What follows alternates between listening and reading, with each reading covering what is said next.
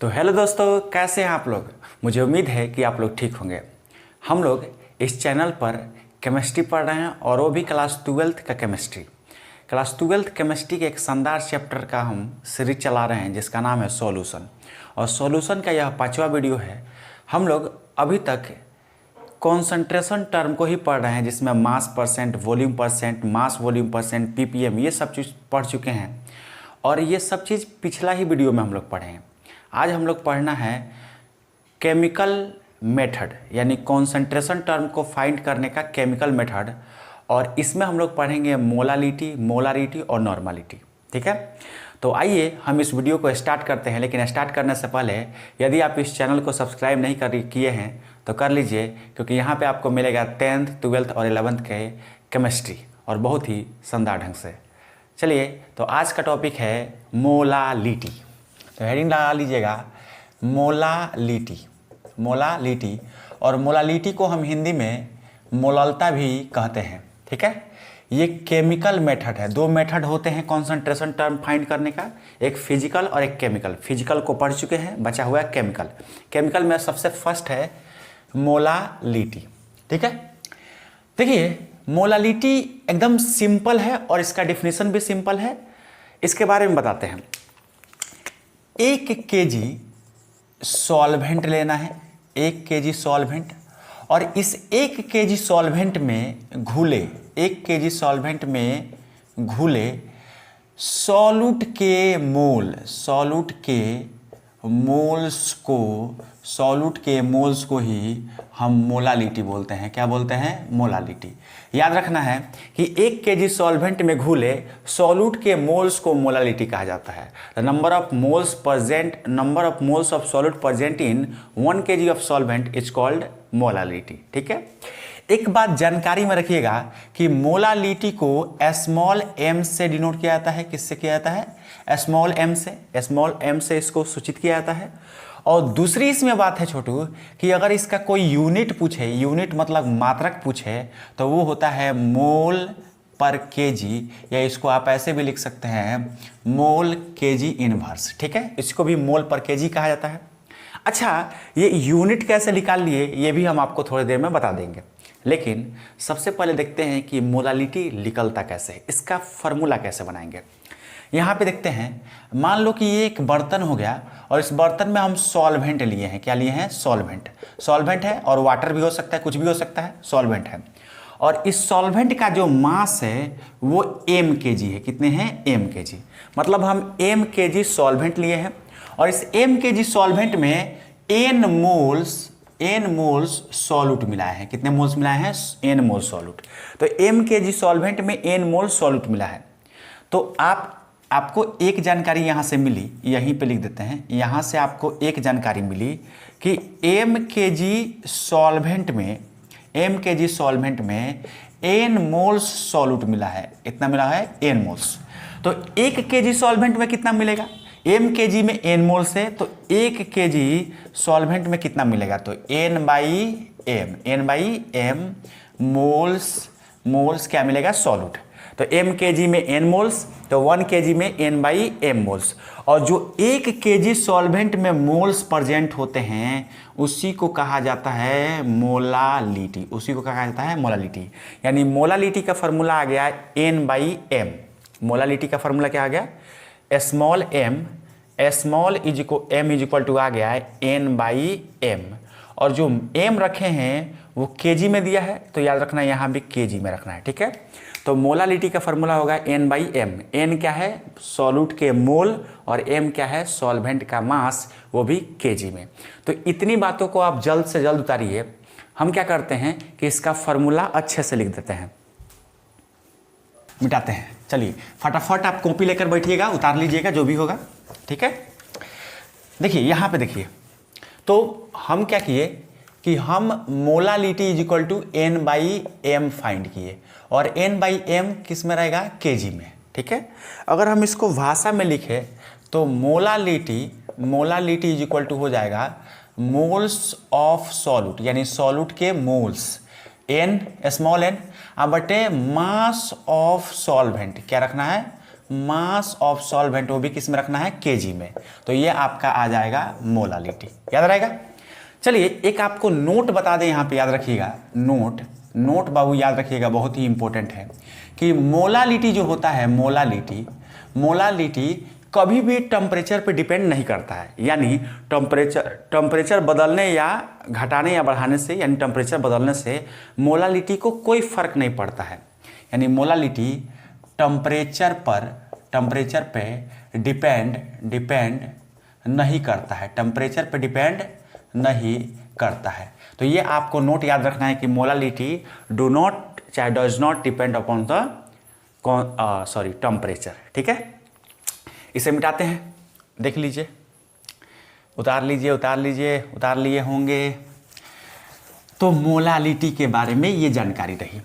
एक और आप नोट याद रखिएगा छोटू, एक और नोट याद रखिएगा कि जिस सॉल्यूशन की मोलालिटी एक होती है, मान लीजिए कोई आपको सॉल्यूशन दिया और उसकी मोलालिटी 1 है, तो जिस सॉल्यूशन की मोलालिटी 1 होती है उसको मोलल सॉल्यूशन नाम दिया गया है। क्या दिया गया है, मोलल सॉल्यूशन नाम दिया गया है। ठीक है, तो कभी कभी क्या होता है कि न्यूमेरिकल आपको देगा तो न्यूमेरिकल में मोलल सॉल्यूशन बोलता है। तो जब भी मोलल सॉल्यूशन का जिक्र हो तब समझना है कि उस सॉल्यूशन की मोलालिटी जो है 1 है। ठीक है, कभी कभी क्या होता है कि किसी सॉल्यूशन की मोलालिटी हाफ आ जाती है, तो जिस सॉल्यूशन की मोलालिटी हाफ आती है उसे सेमी मोलल सॉल्यूशन कहा जाता है। क्या कहा जाता है, सेमी मोलल सॉल्यूशन। और जिस सॉल्यूशन की मोलालिटी 1/5 आती है उसे पेंटी मोलल सॉल्यूशन कहा जाता है, पेंटी मोलल सॉल्यूशन कहा जाता है।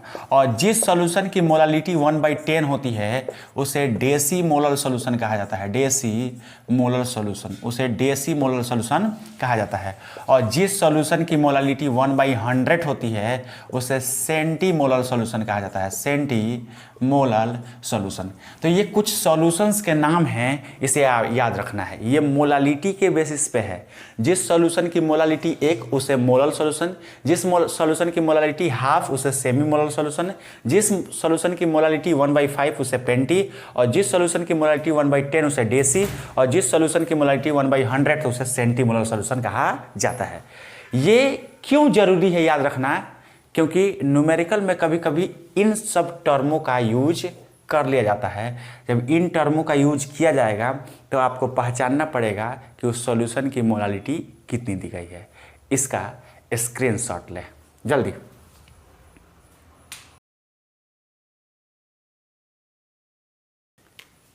हम लोग इस मोलालिटी पर एक क्वेश्चन कर लेते हैं। ठीक है, देखिए क्वेश्चन क्या है। क्वेश्चन कह रहा है कि 34.2 ग्राम शुगर दे रखा है, शुगर को 2000 ग्राम वाटर में मिलाकर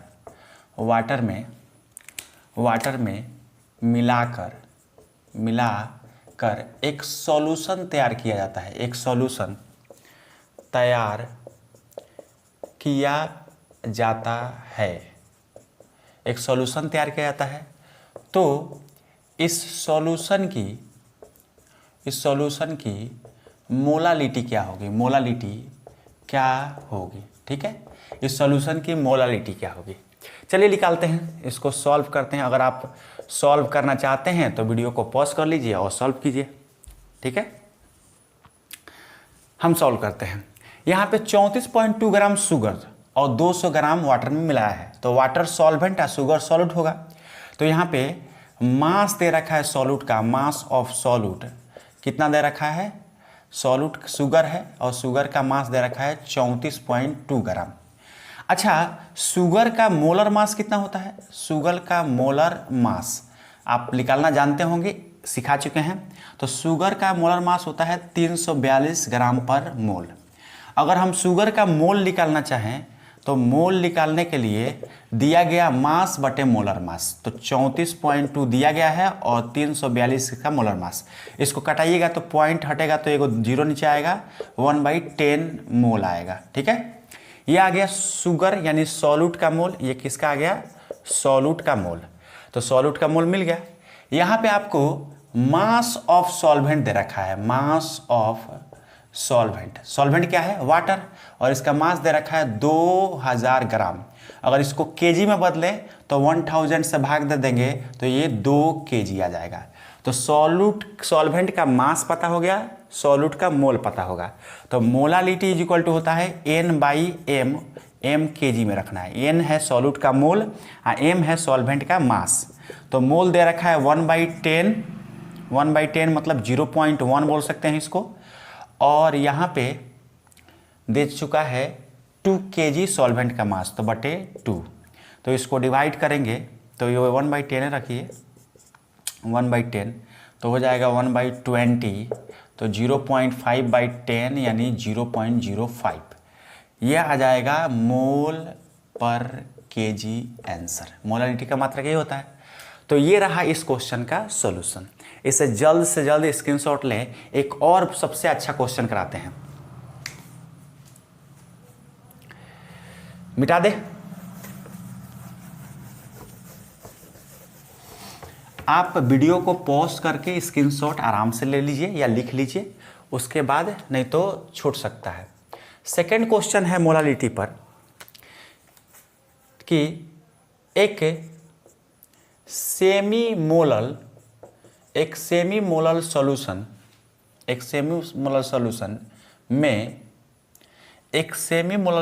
में 2000 ग्राम वाटर प्रेजेंट है। यदि इस सॉल्यूशन में सॉल्यूट के रूप में शुगर हो तो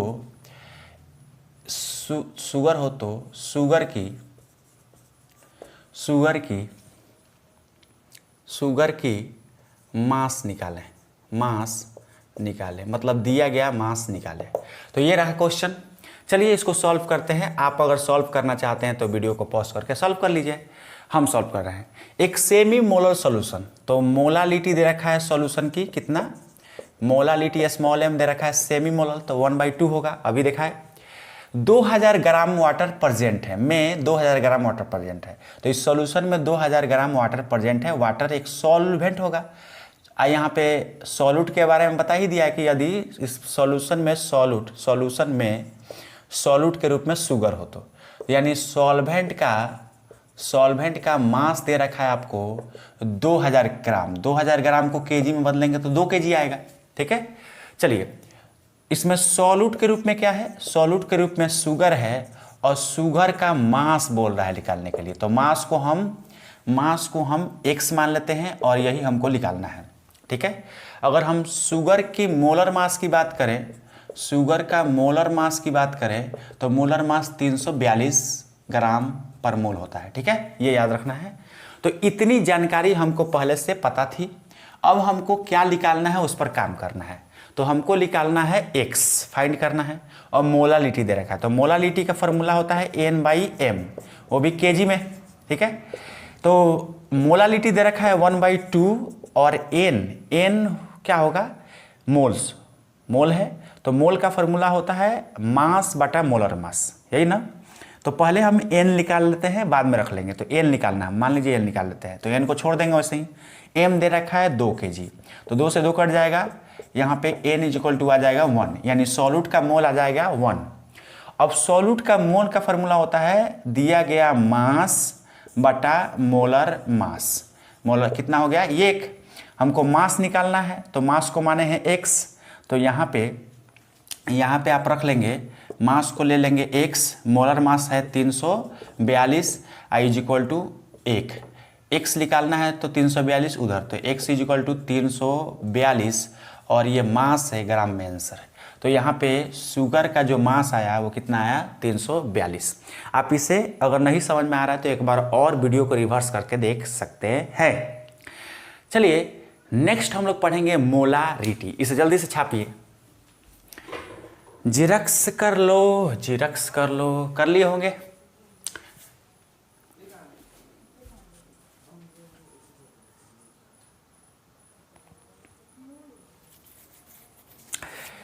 हो गया होगा, मिटाते हैं।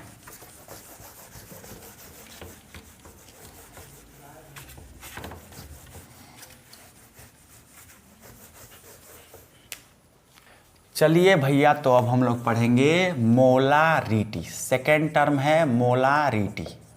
मोलारिटी को हम हिंदी में मोलारता बोलते हैं, याद रखिएगा। और ये सेकेंड केमिकल मेथड है कॉन्सेंट्रेशन फाइंड करने का, मोलारिटी।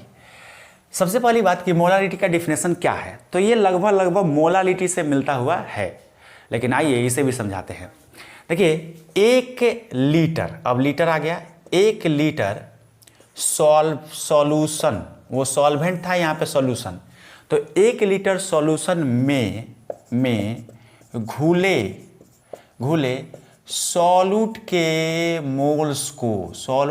मोल्स को हम मोलारिटी बोलते हैं। क्या बोलते हैं? मोलारिटी कहते हैं। याद रखना, 1 लीटर सॉल्यूशन में प्रेजेंट सॉल्यूट के मोल्स को ही हम मोलारिटी कहते हैं। याद रखिएगा भैया, मोलारिटी को डिनोटेड बाई, इसको सूचित किया जाता है कैपिटल एम से। मोलारिटी को स्मॉल एम से और मोलारिटी को कैपिटल एम से, ठीक है। अगर कोई इसका यूनिट पूछे, यूनिट मतलब मात्रक पूछे, तो भैया इसका मात्रक होता है मोल पर लीटर, या इसको ऐसे भी लिख सकते हैं मोल पर लीटर इनवर्स, ठीक है, सॉरी लीटर इनवर्स। तो ये इसका मात्रक होता है। अच्छा, ये मात्रक कैसे आया अभी आपको पता चल जाएगा। फिर से वही बात, फिर से इसके फार्मूला पर चलते हैं। एक सॉल्यूशन लेते हैं, पहले सॉल्वेंट लिए थे, अब हम सॉल्यूशन लेते हैं। एक सॉल्यूशन जिसका आयतन मतलब वॉल्यूम जो है वो V लीटर है, चूँकि लीटर में लेना है हमको, तो लीटर के लिए हमको V लेना पड़ेगा, आयतन लेना पड़ेगा, वॉल्यूम लेना पड़ेगा। तो एक सॉल्यूशन है जिसका आयतन V लीटर है, ठीक है, ये बात याद रखना है। और इस सॉल्यूशन में n मोल्स सॉल्यूट मिले हुए हैं, ठीक है। एक सॉल्यूशन है जिसका आयतन है V लीटर और उसमें n मोल सॉल्यूट मिला हुआ है। यदि V लीटर में n मोल सॉल्यूट मिला है, यहाँ पे देखते हैं, यदि V लीटर सॉल्यूशन में n मोल सॉल्यूट मिला हुआ है, तो 1 लीटर सॉल्यूशन में कितने सॉल्यूट मिलेंगे होंगे? n/v। इसको ले जाकर डिवाइड कर देंगे, इसको डिवाइड करेंगे ना सर, n/v हो जाएगा। तो n/v मोल्स सॉल्यूट मिला रहेगा। अरे भैया एक बात समझिए इधर,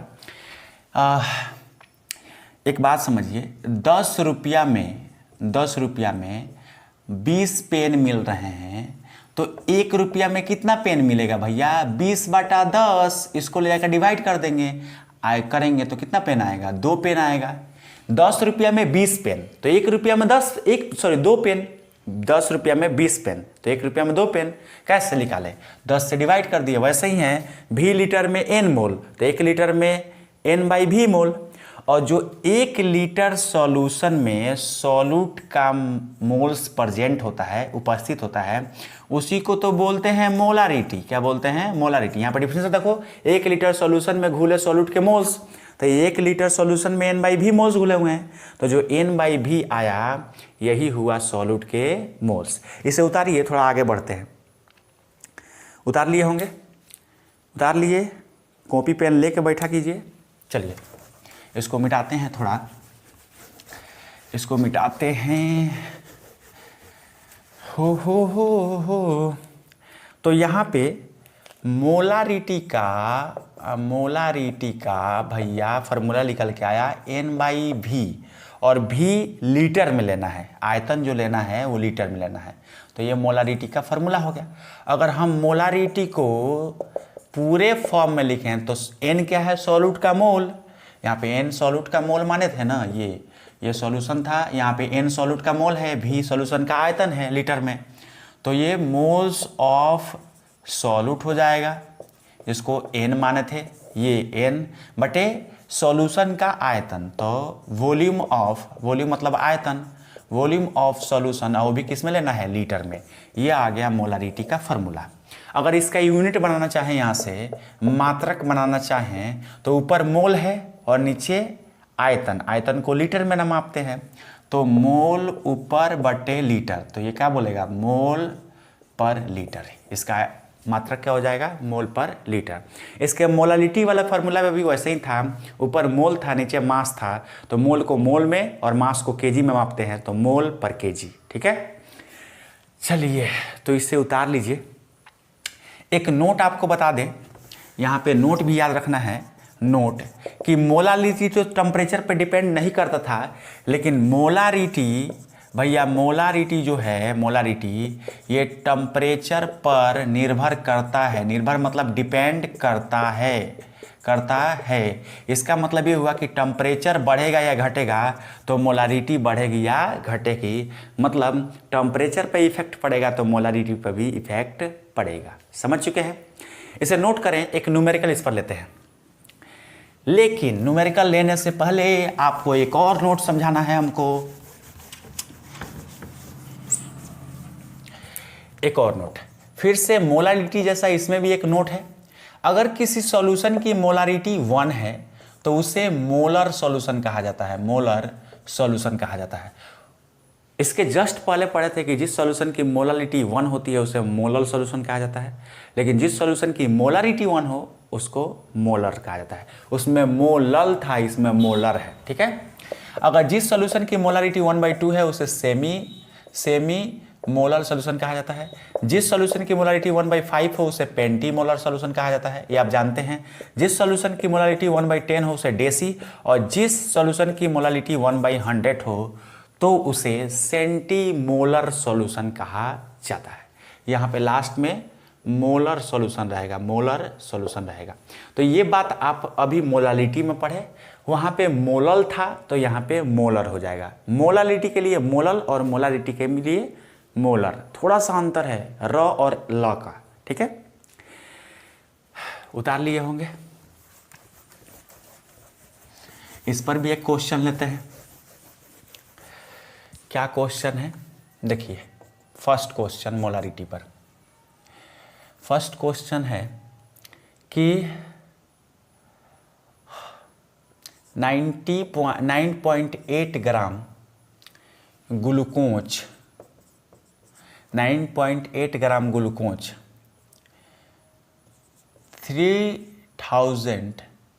3000 ग्राम वाटर में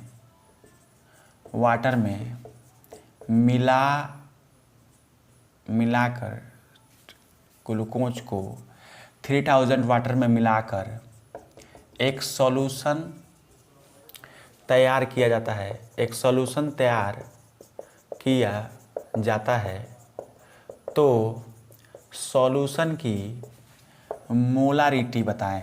मोलारिटी क्या होगी, मोलारिटी क्या होगी। ठीक है, आपको ये बताना है। तो सिंपल वर्ड है, 9.8 ग्राम ग्लूकोज को 2-3000 ग्राम वाटर में मिलाया गया है, तो वाटर यहाँ पे सॉल्वेंट और ग्लूकोज क्या हो जाएगा, सॉल्यूट। तो इसको अगर सॉल्व करें हम तो यहाँ पे मास ऑफ सॉल्यूट दे रखा है, मास ऑफ सॉल्यूट। सॉल्यूट क्या है जी, ग्लूकोज है, और ग्लूकोज का मास दे रखा है 9.8 ग्राम। अगर हम ग्लूकोज सॉल्यूट का मोलर मास निकालें, मोलर मास, तो आप ग्लूकोज का मोलर मास याद रखे होंगे, इसका C6H12O6 होता है। तो अगर मोलर मास निकालते हैं तो शायद 98 ग्राम पर मोल आएगा। ठीक है, आप निकाल चुके होंगे या निकालना सीखे होंगे। अगर हम इस सॉल्यूट का मोल्स निकालें तो दिया गया मास बटे मोलर मास, तो 9.8 दिया गया मास है और 98 इसका मोलर मास, पॉइंट से कट जाएगा, ये 0 आ जाएगा। तो 98 एकम 98 1 आएगा 0, 1/10 वही आ गया, यानी 0.1 मोल। तो सॉल्यूट का मोल निकल गया 0.1। अच्छा, सॉल्वेंट दे रखा है यहाँ पे, मास ऑफ सॉल्वेंट दे रखा है 3000 ग्राम। तो 3000 ग्राम को केजी में बदल लेंगे तो 3 kg आएगा। तो सॉल्वेंट का मास आ गया, सॉल्यूट का मोल आ गया, तो मोलारिटी निकाल लेंगे। सॉरी, एक मिनट, यहाँ पे सॉल्वेंट का तो दे ही रखा है। यहाँ पे एक यहाँ पे जानकारी छोड़ा है, सॉल्यूशन का जो आयतन है वो 2.8 लीटर है। ठीक है, 2.8 लीटर। तो यहाँ पे मोलारिटी होता है N/V लीटर में, और N सॉल्यूट का मोल और V है सॉल्यूशन का आयतन। तो मोल है 0.1 और सॉल्यूशन का आयतन यहाँ पे दे रखा है डायरेक्ट 2.8 लीटर। अच्छा, यहाँ पे मास ऑफ सॉल्वेंट से कोई फर्क पड़ने वाला नहीं है, ऐसे भुतलाने के लिए दिया है, कोई बात नहीं। पॉइंट से पॉइंट कट गया, ऊपर 1 बचा, नीचे 28 बचा, ये आ गया मोल पर लीटर आंसर। ठीक है, तो इसे जल्दी से जल्दी नोट कर लीजिए आप लोग। तो हम लोग मोलालिटी और मोलारिटी को लगभग समाप्त कर चुके हैं। अब हम लोग बढ़ेंगे नॉर्मलिटी की तरफ, लेकिन नॉर्मलिटी सीखने से पहले हमको कुछ टर्म सीखना पड़ेगा, और वो टर्म है equivalent weight. Equivalent weight, equivalent weight को हम ऐसे भी EQWT लिखेंगे, इक्विवेलेंट वेट शॉर्ट फॉर्म में। इसका हिंदी होता है समतुल्य भार। समतुल्य भार, तो हम लोग समतुल्य भार निकालना सीखेंगे। देखिए समतुल्य भार कैसे निकाला जाता है, 3 चीज़ों का निकाला जाएगा। पहला एलिमेंट का, एलिमेंट्स मतलब होता है तत्व का, ठीक है। दूसरा निकालेंगे कंपाउंड। कंपाउंड में हम लोग 3 तरह के कंपाउंड को निकालेंगे। एसिड मतलब अम्ल कंपाउंड, अम्ल का निकालेंगे। उसके बाद निकालेंगे बेस मतलब क्षार, और लास्ट में निकालेंगे सॉल्ट का। तो हम लोग अभी एसिड बेस का ही देख लेते हैं। यहाँ पे लिखेगा बेस मतलब क्षार, ठीक है। तो ज़्यादातर जरूरी आपको एसिड बेस और एलिमेंट की ही पड़ेगी, ठीक है। चलिए कैसे निकालेंगे एलिमेंट। एलिमेंट समझ रहे हैं, तत्व, जैसे हाइड्रोजन तत्व होता है, सोडियम तत्व होता है, मैग्नीशियम तत्व होता है, ETC कर सकते हैं। तत्वों का इक्विवेलेंट वेट निकालने के लिए, इसको इक्विवेलेंट वेट बोलेंगे, इसके निकालने के लिए होता है एटॉमिक मास। तत्वों का एटॉमिक मास लेना है, यानी परमाणु द्रव्यमान रखना है, और नीचे रखना है वैलेंसी। अगर ये फार्मूला आप अप्लाई करते हैं तो आसानी से आप इक्विवेलेंट वेट को निकाल सकते हैं। जैसे अगर हम सोडियम का इक्विवेलेंट वेट निकालें तो इस एटॉमिक मास होता है 23, सोडियम का होता है 23, और इसकी वैलेंसी होती है 1, तो इसका आ जाएगा 23 इक्विवेलेंट, ये आंसर आ जाएगा, ठीक है। इक्विवेलेंट वेट का मात्रक जो होता है वो इक्विवेलेंट होता है, याद रहेगा। चलिए, तो आप मेटल का निकाल सकते हैं आसानी से। एसिड में जैसे HCl एसिड है, HBr एसिड है, H2SO4 एसिड है, H2CO3 एसिड है, H3PO3 एसिड है, H3PO2 एसिड है, H3PO4 एसिड है, ETC हो सकता है।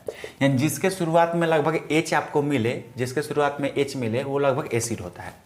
और एसिड का इक्विवेलेंट वेट निकालने का फॉर्मूला होता है, जो भी एसिड दिया हो उसका मोलर मास मतलब उसका द्रव्यमान, और बटे हम नीचे लिखेंगे बेसिसिटी। एसिड के लिए बेसिसिटी होता है। बेसिसिटी को हिंदी में भास्मिकता कहा जाता है। क्या कहा जाता है? भास्मिकता। तो इक्विवेलेंट वेट निकालने के लिए ऊपर मोलर मास बटे नीचे बेसिसिटी। अब बेसिसिटी कैसे निकालेंगे? तो बेसिसिटी निकालना बिल्कुल आसान है, बताते हैं अभी। तो एसिड का इक्विवेलेंट वेट निकालने के लिए मोलर मास बटे बेसिसिटी। अब बेसिसिटी कैसे निकालेंगे? जैसे देखो HCl, HBr या HI के लिए जो बेसिसिटी होती है, बेसिसिटी जो होती है वो 1 होती है, ठीक है। H की संख्या देखना है, इसमें H 1 है तो इसकी बेसिसिटी 1 होगी। H2SO4, H2CO3 या H2CO2 ऐसे कुछ आए तो इसकी बेसिसिटी 2 होती है, ठीक है, क्योंकि इसमें H की संख्या 2 है।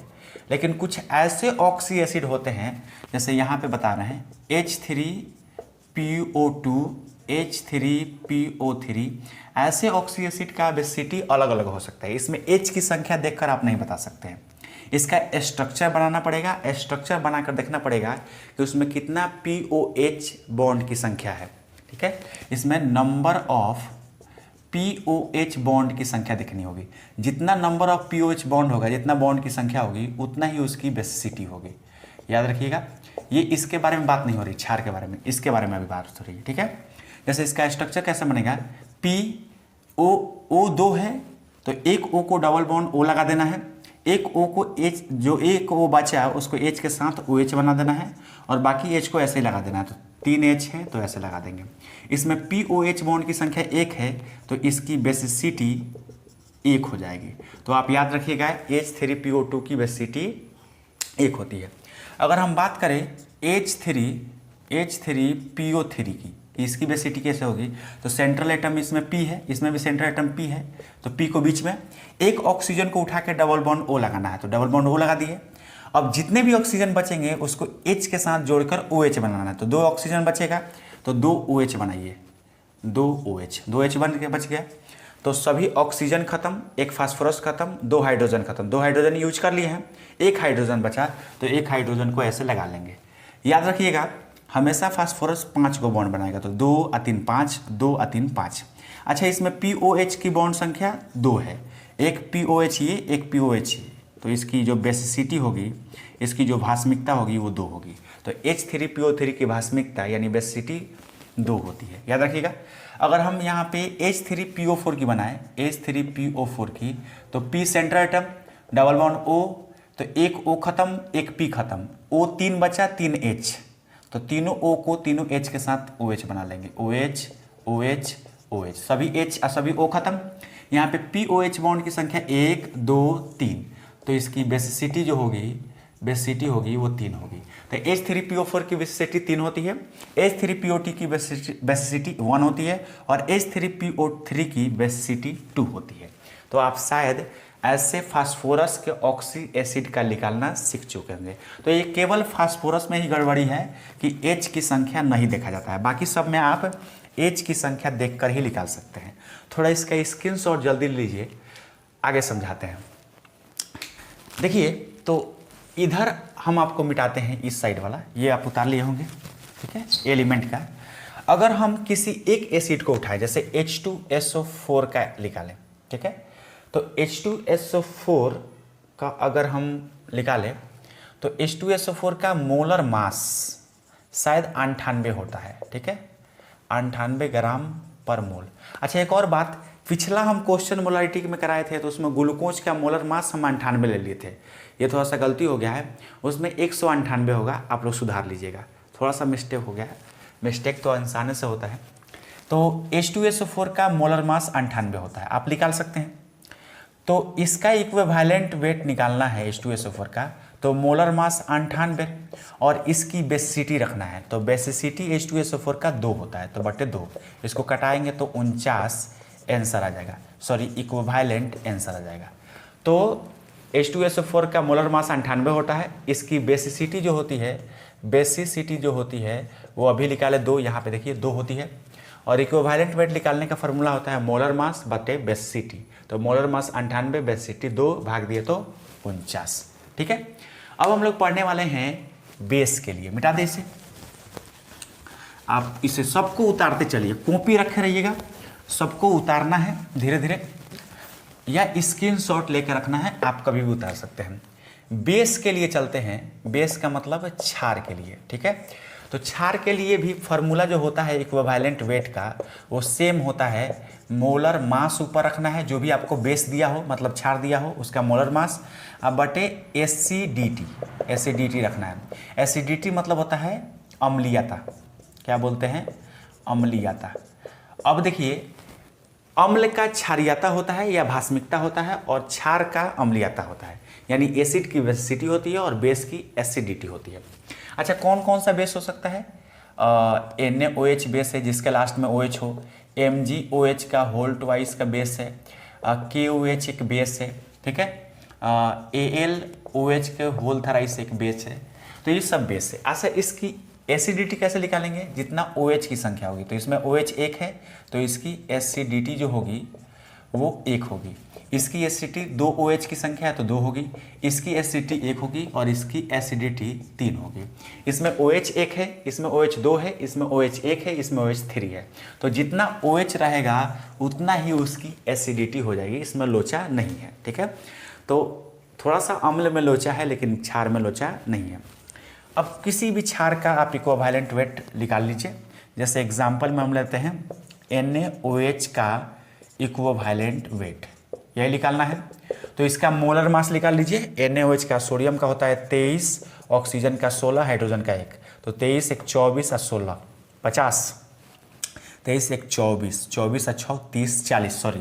तो NaOH का मोलर मास होता है 40 और इसकी एसिडिटी, मोलर मास तो रख दिए 40, एसिडिटी होता है 1, तो बटे 1, इसका आ जाएगा 40 इक्विवेलेंट आंसर। ठीक है, तो आप अम्ल, क्षार और एलिमेंट तीनों का मोलर मास निकालना सीख चुके हैं। एक लास्ट बचा है सॉल्ट, तो सॉल्ट का मोलर मास भी निकाल लेंगे। सॉरी, मोलर मास नहीं, इक्विवेलेंट वेट। तो एक सॉल्ट का इक्विवेलेंट वेट निकाल लेंगे। थोड़ी सी वीडियो लंबा होगी लेकिन आप सब चीज़ सीख लेंगे। सॉल्ट के लिए इक्विवेलेंट, सॉल्ट को बोलते हैं लवण। अब सॉल्ट कैसे पहचानेंगे? ना उसमें H होता है और ना ही OH होता है। अगर H और OH होगा भी तो बीच में होता है, कंपाउंड के बीच में होता है, ना अरिया ना कगरी, बीच में होता है।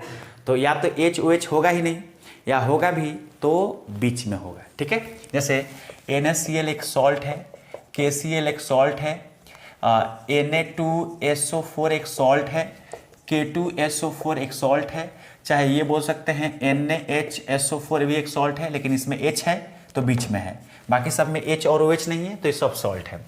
अच्छा, इसका इक्विवेलेंट वेट निकालेंगे कैसे? ऊपर फिर से मोलर मास रखेंगे, जो भी आप सॉल्ट का बोलेगा, जिस सॉल्ट का भी बोलेगा इक्विवेलेंट वेट निकालने के लिए, उसका ऊपर रखेंगे मोलर मास और नीचे लिखेंगे नंबर ऑफ मेटल। उस सॉल्ट में कितने मेटल हैं उसको गिनना है और गुणे जो भी मेटल होगा उसकी वैलेंसी लिखना है।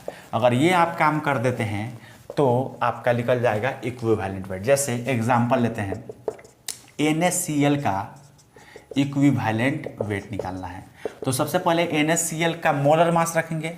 तो सोडियम का होता है 23 और क्लोरीन का होता है 35.5 होता है, लेकिन 35 ले लीजिए। तो ये जोड़ देंगे तो मोलर मास आ जाएगा। नीचे नंबर ऑफ मेटल, तो NaCl में मेटल कौन है? सोडियम, और इसकी संख्या 1 है तो 1 लिख देंगे, गुणे जो मेटल है उसकी वैलेंसी, तो सोडियम की वैलेंसी 1 होती है। तो 23 प्लस 35, तो 5 3 8 और 3 2 5, 58 हो गया। और 1 गुणे 1 1, तो इसका आ जाएगा 58 इक्विवेलेंट आंसर। ठीक है, तो शायद मुझे उम्मीद है कि आप लोग निकालना सीख चुके होंगे। ठीक है, तो इसे स्क्रीनशॉट ले ले। एक लास्ट टॉपिक आपको पढ़ाने वाले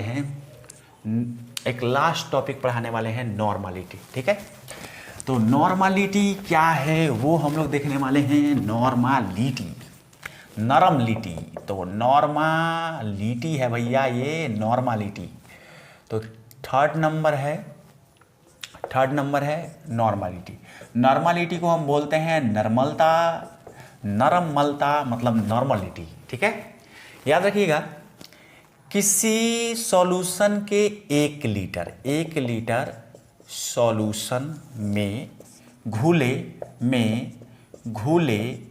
सॉल्यूट के ग्राम इक्विवेलेंट वेट, घुले सॉल्यूट के ग्राम इक्विवेलेंट वेट को ही नॉर्मलिटी कहा जाता है, नॉर्मलिटी कहा जाता है। ठीक है, किसी सॉल्यूशन के 1 लीटर में घुले हुए सॉल्यूट के ग्राम इक्विवेलेंट वेट को ही हम नॉर्मलिटी बोलते हैं।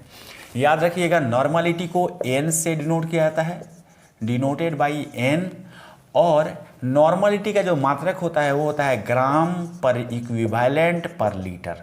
ठीक है, क्या होता है? ग्राम पर इक्विवेलेंट पर लीटर इसका यूनिट होता है, यानी मात्रक होता है। ठीक है, अच्छा, इसका फॉर्मूला क्या होता है वो भी बता देते हैं।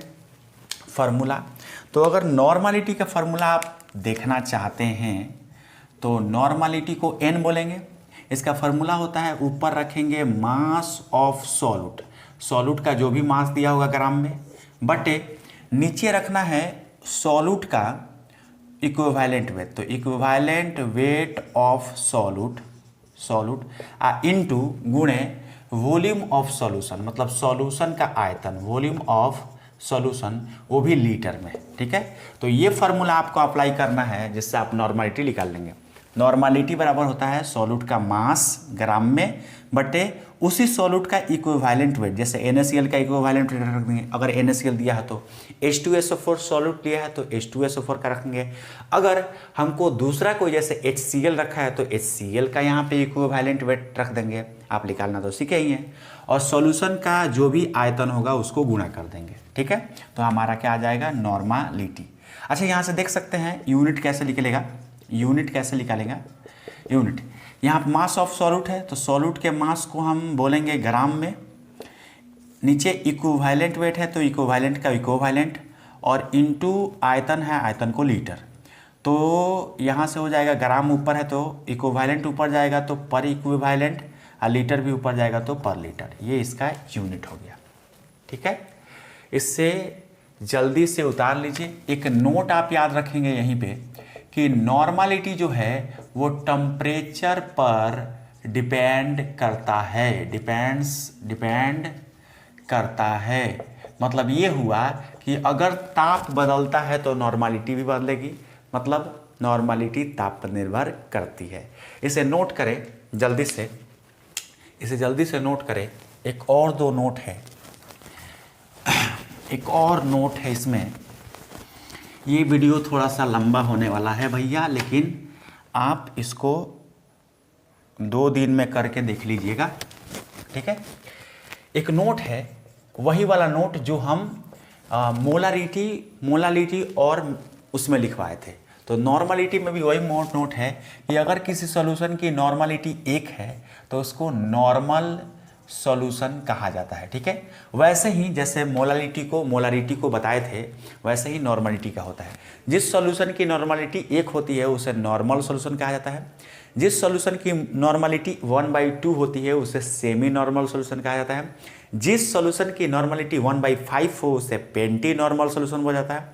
और जिस सॉल्यूशन की नॉर्मलिटी 1/10 हो उसे डेसी नॉर्मल सॉल्यूशन कहा जाता है। सेम एज, बस वहाँ पे फर्स्ट वाला में मोलल था, सेकेंड वाला में मोलर था, और थर्ड वाला में नॉर्मल है, ठीक है। जहाँ जहाँ मोलल था उसके बाद मोलारिटी में जो वहाँ मोलर कर दिए, और नॉर्मलिटी में वहाँ नॉर्मल कर देंगे, ठीक है। चलिए, तो ये आप लोग सीख चुके होंगे। एक खास नोट है जो मोलारिटी और नॉर्मलिटी के लिए है, मोलारिटी और नॉर्मलिटी के लिए है। और ये नोट आपको बहुत काम आने वाला है, ये बात याद रखिएगा, इंपॉर्टेंट नोट है भैया। मान लीजिए कि आपको 2 सॉल्यूशन दिया गया है और 2 सॉल्यूशन में एक सॉल्यूशन की मोलारिटी M1 है, ये सॉल्यूशन 1 है, ये सॉल्यूशन 1 है, और ये सॉल्यूशन 2 है। एक सॉल्यूशन की मोलारिटी M1 है और इसका आयतन V1 है। दूसरे सॉल्यूशन की मोलारिटी M2 और इसका वॉल्यूम V2 है। अगर इन दोनों सॉल्यूशन को आपस में हम मिला दें, इन दोनों सॉल्यूशन को आपस में मिला दें तो एक नया सॉल्यूशन बनेगा। बनेगा कि नहीं बनेगा? बनेगा। तो जो नया सॉल्यूशन बनेगा इसकी मोलारिटी अगर कोई पूछे तो कैसे आप निकाल सकते हैं, ठीक है। तो नए सॉल्यूशन की मोलारिटी निकालने के लिए इसके मोलारिटी में इसके आयतन से गुणा करेंगे तो M1 V1 प्लस जोड़ेंगे दूसरे वाले सॉल्यूशन को M2 इंटू V2। अगर आप तीसरा कोई भी सॉल्यूशन ले सकते हैं तो आगे M3 इंटू V3 कर सकते हैं, बटे V1 प्लस V2, आगे V3 भी तो होगा तो कर सकते हैं। ये फार्मूला अप्लाई करेंगे तो जो न्यू सॉल्यूशन है, ये न्यू जो सॉल्यूशन है इसकी मोलारिटी आप आसानी से निकाल सकते हैं। M1 इंटू V1 इस वाले सॉल्यूशन का, प्लस M2 इंटू V2 इस वाले सॉल्यूशन का, प्लस और भी सॉल्यूशन आप जोड़े हैं तो यहाँ पे लिख सकते हैं आप, बटे जो भी उन सबका आयतन होगा उनको जोड़कर भाग दे देना है, ठीक है। एक और नोट याद रखिएगा छोटू, एक सॉल्यूशन यहाँ पे ले रहे हैं जिसकी मोलारिटी M1 और आयतन V1 है, और इस सॉल्यूशन को डाइल्यूट कर रहे हैं। डाइल्यूट के मतलब ये हुआ कि इसमें सॉल्वेंट की क्वांटिटी बढ़ा रहे हैं। सॉल्वेंट बोलिए या पानी बोलिए। तो जैसे इसमें सॉल्वेंट बढ़ाएंगे तो जाहिर सी बात है कि जो नया सॉल्यूशन प्राप्त होगा उसका आयतन बदल जाएगा, तो इसका V1 है तो इसका V2 हो जाएगा, और जब आयतन परिवर्तन होगा तो इसकी मोलारिटी भी परिवर्तन हो जाएगी। इसको मान लिए M2। एक सॉल्यूशन है जिसकी मोलारिटी M1 और आयतन V1 है, और उस सॉल्यूशन को डाइल्यूट किए, डाइल्यूट मतलब तनुकरण किए, तो इस सॉल्यूशन की मोलारिटी हो गई M2 और आयतन हो गया V2। तो इन दोनों सॉल्यूशन के मोलारिटी और आयतन में क्या रिलेशन हो सकता है? तो याद रखिएगा यहाँ पे कि इसके मोलारिटी और आयतन में गुणा करें, यानी M1 गुणे V1, ये बराबर होगा जो डाइल्यूट करके सॉल्यूशन प्राप्त किया गया है इसके M2 इंटू V2 से। तो ये एक हमको समीकरण पता चला, यानी हमको ये एक इक्वेशन पता चला जिससे आप इसमें से किसी का भी इंफॉर्मेशन दे और दूसरे का इंफॉर्मेशन आप निकाल सकते हैं। ठीक है, सेम एज लागू करना है नॉर्मलिटी पे। मान लो फिर से ये दो सॉल्यूशन है नॉर्मलिटी में, और एक का नॉर्मलिटी N1 है और आयतन V1 है, दूसरे की नॉर्मलिटी N2 और आयतन V2 है। अगर इन दोनों की मिक्स करें तो एक न्यू सॉल्यूशन प्राप्त होगा, न्यू सॉल्यूशन। तो न्यू सॉल्यूशन की नॉर्मलिटी क्या होगी? तो याद रखिएगा, न्यू सॉल्यूशन की जो नॉर्मलिटी होगी वो सेम टू सेम इसी फार्मूला से निकलेगा। यहाँ पे M1 था तो वहाँ पे N1 है, तो यहाँ पे लिख देंगे N1 V1 plus N2 V2 plus और भी होगा तो लिख सकते हैं, अब बटे सबका आयतन V1 प्लस V2 और भी होगा तो यहाँ पे लिख सकते हैं। ठीक है, सेम टू सेम आप डाइल्यूट सॉल्यूशन पे भी अप्लाई कर सकते हैं, बस नॉर्मलिटी मोलारिटी के जगह पे नॉर्मलिटी हो जाएगा। तो मुझे उम्मीद है कि आप लोग पूरा सब चीज़ सीख चुके होंगे। इसमें और भी थोड़ी सी बात है लेकिन उसको नेक्स्ट लेक्चर में ले जाएंगे। आज के लिए बस इतना ही। आपको वीडियो देखने के लिए बहुत बहुत धन्यवाद। मिलते हैं नेक्स्ट वीडियो में।